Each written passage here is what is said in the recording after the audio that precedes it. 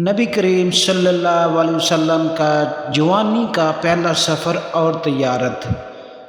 جی ناظرین، آج ہم آپ کو بتائیں گے نبی کریم صلی اللہ علیہ وسلم کی جوانی کا زمانے میں جو پہلا مشہور سفر تجارت بیان کیا جاتا تھا، وہ آپ صلی اللہ علیہ وسلم کے بارے میں ہم آپ کو بتائیں گے۔ آپ کو ہماری ویڈیو پسند آئے تو چینل سبسکرائب کرنا اور نبی کریم صلی اللہ علیہ وسلم کے اوپر درود سلام بھیجنا۔ اور چلتے ہیں ویڈیو کی طرف۔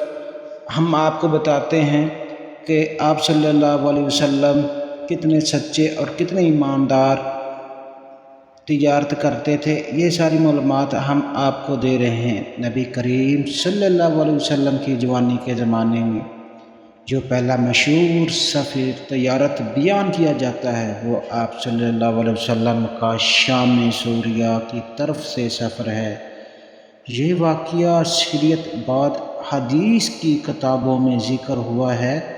اس واقعے میں اللہ تعالیٰ نے اپنے نبی کی حفاظت اور شان ظاہر فرمائی۔ میں آپ کو اس تفصیل میں بتاؤں گا کہ آپ کو ساری سمجھ آ جائے گی۔ بچپن کے بعد پہلا سفر شام۔ جب نبی کریم صلی اللہ علیہ وسلم کی عمر تقریباً 12 سال تھی تو آپ کے چچا ابو طالب تجارت کے لیے شام کی طرف جا رہے تھے۔ مکہ کے لوگ اکثر تجارت کے لیے شام جایا کرتے تھے۔ قرآن میں بھی اس کا ذکر آیا ہے۔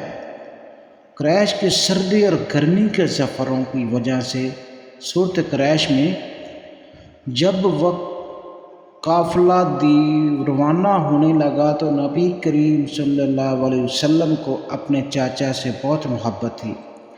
آپ صلی اللہ علیہ وسلم نے فرمایا، چاچا جان مجھے اپنے ساتھ لے چلیں۔ چاچا ابو طالب کو بھی اپنے بھتیجے سے بہت محبت تھی، اس لیے انہوں نے آپ صلی اللہ علیہ وسلم کو اپنے ساتھ شام کے سفر میں لے لیا۔ راستے میں آخری انگریز واقعہ رحب ہجرہ میں جب قافلہ بصرہ نامی شہر کے قریب پہنچا تو وہاں ایک عیسائی رہب رہتا تھا جس کا نام تھا رہب، پرانی آسمانی کتابوں کا عالم تھا۔ اس نے دیکھا کہ قافلہ جا رہا ہے، ایک بادل خاص طور پر ایک لڑکے پر سایہ کر رہا ہے۔ جب قافلہ درخت کے نیچے رکا تو اس درخت کی شاخیں بھی لڑکے پر جھک گئی۔ رجب ہجرہ کے قافلے والوں کو کھانے کی دعوت دی۔ اس نے سب لوگوں کو دیکھا لیکن وہ اس لڑکے کو ڈھونڈ رہا تھا۔ آخر کار اس نے پوچھا، کیا قافلے میں کوئی اور بھی رہ گیا ہے؟ لوگوں نے کہا، ہاں ایک لڑکا اونٹوں کے پاس رہ گیا۔ جب نبی کریم صلی اللہ علیہ وسلم کو بلایا گیا تو رجب نے آپ صلی اللہ علیہ وسلم کو غور سے دیکھا اور کچھ سوال کیے۔ نبوت کی نشانی رجب ہجرہ۔ نبی کریم صلی اللہ علیہ وسلم پشت مبارک پر مہر نبوت دیکھی۔ یہ دیکھ کر وہ فوراً سمجھ گیا کہ یہ وہی آخری نبی ہیں جن کا ذکر پچھلی کتابوں میں ہے۔ اس نے فوراً ابو طالب سے کہا، اس بچے کو واپس مکہ لے جاؤ۔ اگر یہودیوں کو اس کا علم ہو گیا تو وہ نقصان پہنچانے کی کوشش کر سکتے ہیں۔ یہ واقعہ سیرت بن اسحاق ترمذی اور سیرت کی کتابوں میں ذکر ہوا ہے۔ جوانی میں دوسرا بڑا تجارتی سفر۔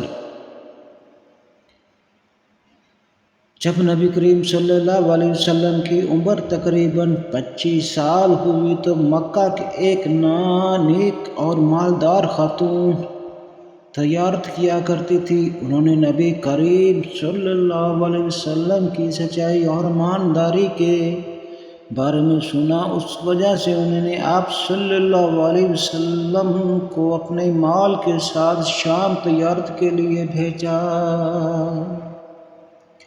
آپ کے ساتھ ان کا غلام بھی گیا۔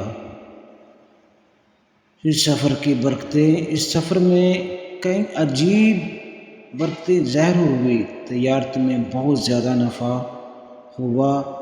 مصرا نے دیکھا کہ گرمی میں بادل آپ صلی اللہ علیہ وسلم پر سایہ کرتا تھا۔ آپ صلی اللہ علیہ وسلم نے تجارت میں کبھی جھوٹ نہیں بولا۔ جب قافلہ واپس مکہ پہنچا تو مصرا نے حضرت خدیجہ کو سارا واقعہ سنایا۔ اس سفر کا نتیجہ جب حضرت خدیجہ رضی اللہ تعالی عنہا کو نبی کریم صلی اللہ علیہ وسلم کی سچائی، امانت اور کردار کے بارے میں سنا تو انہوں نے نکاح کا پیغام بھیجا۔ پھر مکہ میں نبی کریم صلی اللہ علیہ وسلم کا نکاح حضرت خدیجہ رضی اللہ تعالی عنہ سے ہوا۔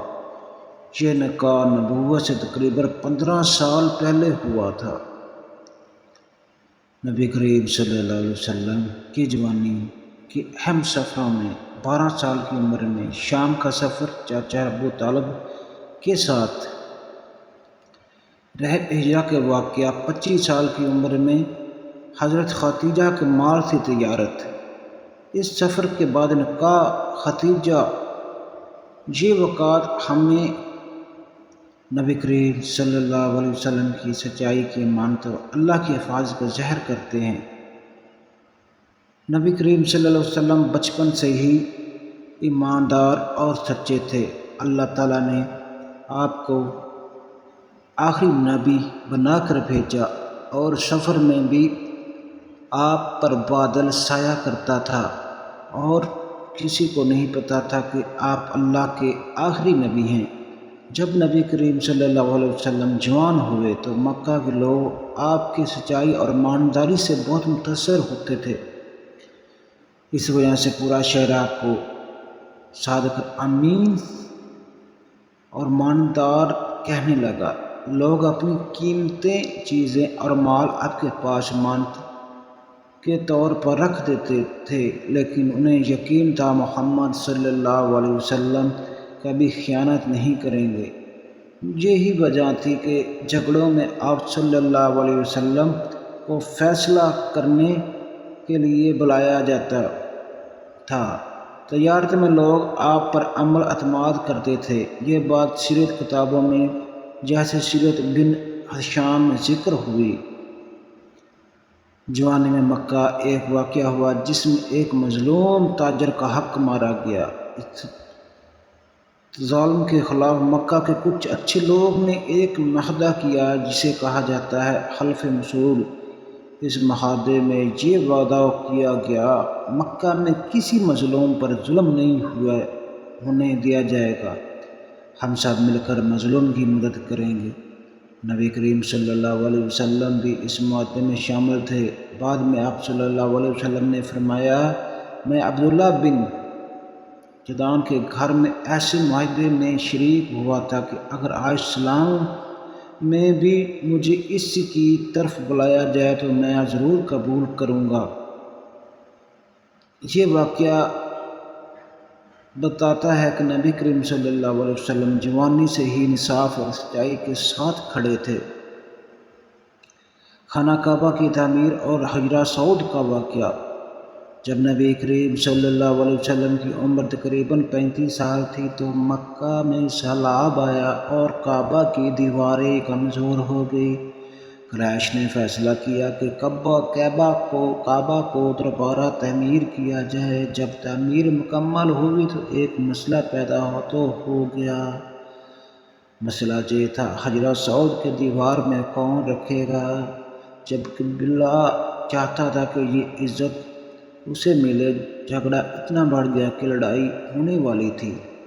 آخر فیصلہ ہوا، جو شخص سب سے پہلے مسجد میں داخل ہوگا وہی فیصلہ کرے گا۔